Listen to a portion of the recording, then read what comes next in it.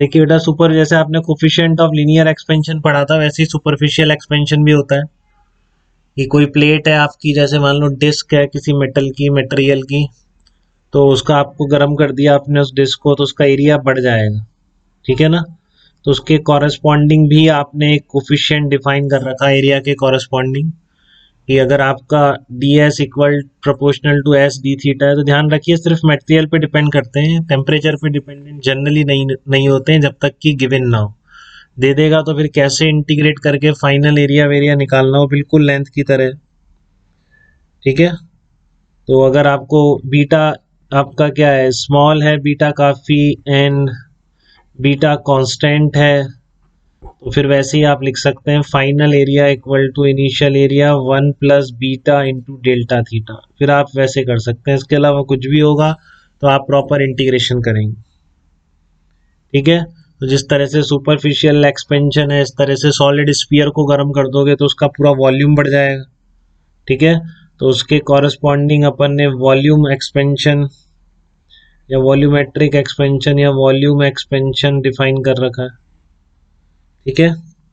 तो इसके में क्या होगा, बिल्कुल वैसा ही कि आपका वॉल्यूम कितना बढ़ गया, सॉलिड स्फीयर को किसी मटेरियल के गर्म कर दिया आपने, तो उसका जितना भी वॉल्यूम चेंज आएगा ओरिजिनल वॉल्यूम के प्रोपोर्शनल होगा। टेम्परेचर जितना ज़्यादा बढ़ाएंगे उतना ज़्यादा वॉल्यूम बढ़ेगा उसका। इसका जो प्रोपोर्शनलिटी कांस्टेंट है, गामा से डिनोट कर रहा हूँ, गामा क्या कहलाएगा, कोफिशिएंट ऑफ वॉल्यूम एक्सपेंशन कहलाएगा, ठीक है। Here gamma is called coefficient of volume expansion, gamma is called coefficient of volume expansion।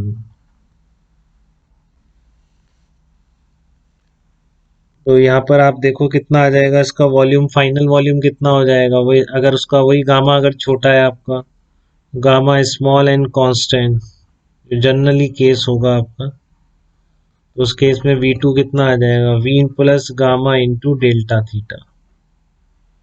इस तरह से आपका कोफिशिएंट ऑफ लीनियर एक्सपेंशन होता है अल्फा बीटा, उस तरह से आप अल्फा, उस तरह से बीटा और गामा भी होते हैं बेटा, ठीक है। अब बात आती है, आप इसमें रिलेशन निकालिए,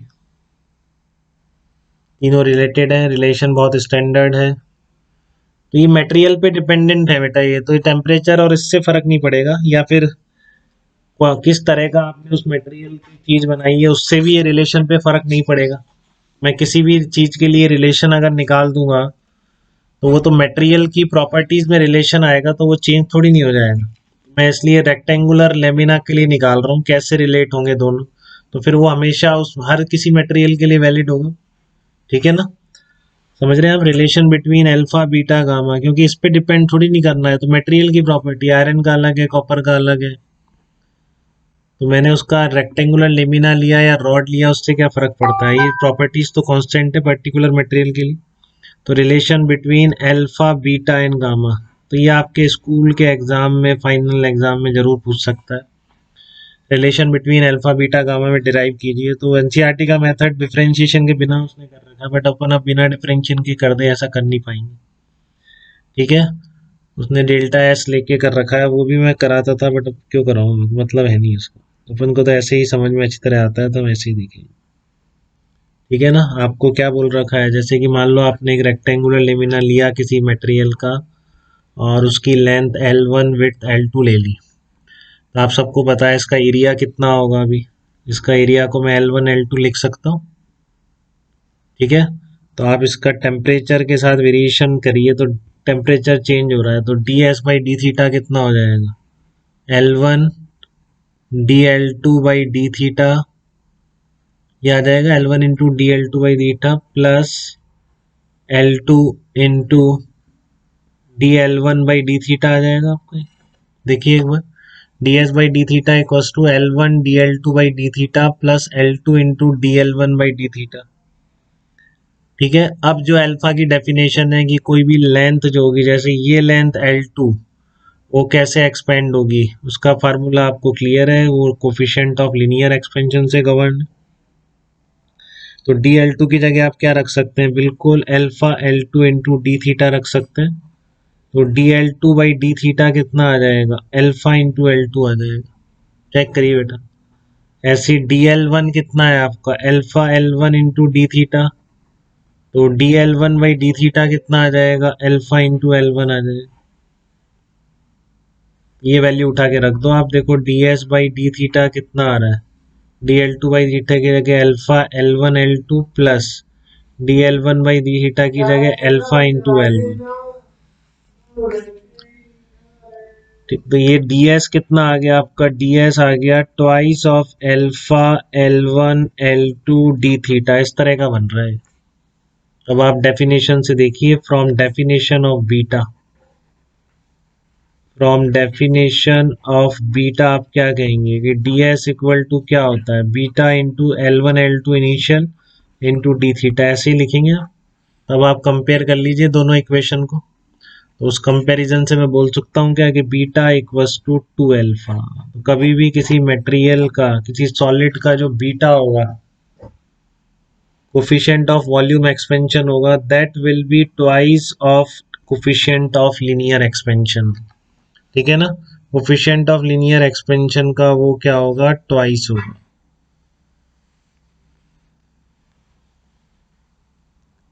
कोई दिक्कत नहीं, यहाँ तक सबको बात समझ में आ गई है।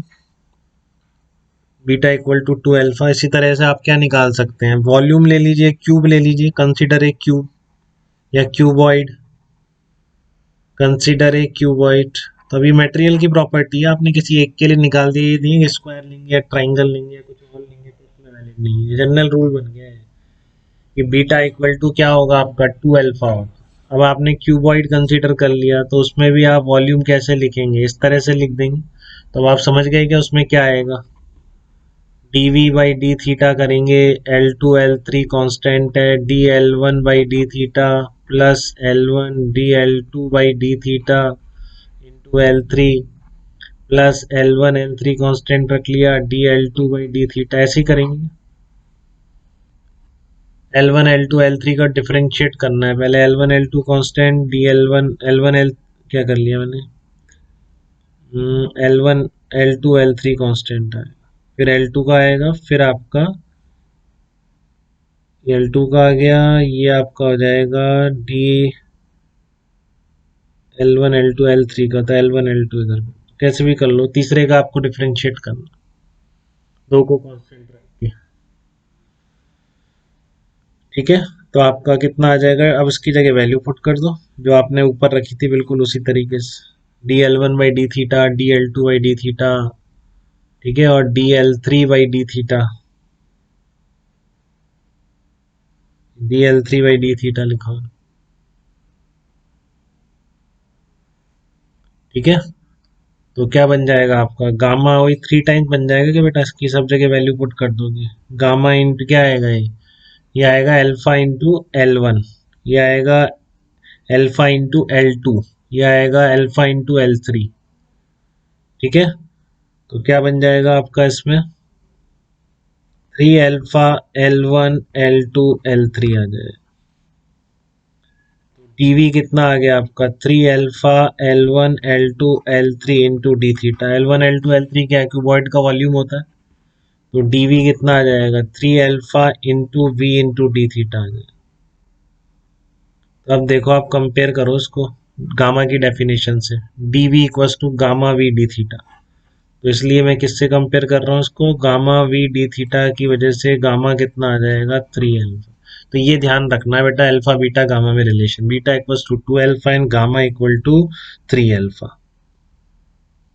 निकाला हमने क्यूबॉइड या वो मान के, बट क्या फर्क पड़ता है, वो मटेरियल की प्रॉपर्टी है। ठीक है, तो हर किसी मटेरियल का, हर किसी सॉलिड का बीटा जो होगा that will be 2 alpha and gamma जो होगा that will be equal to 3 alpha.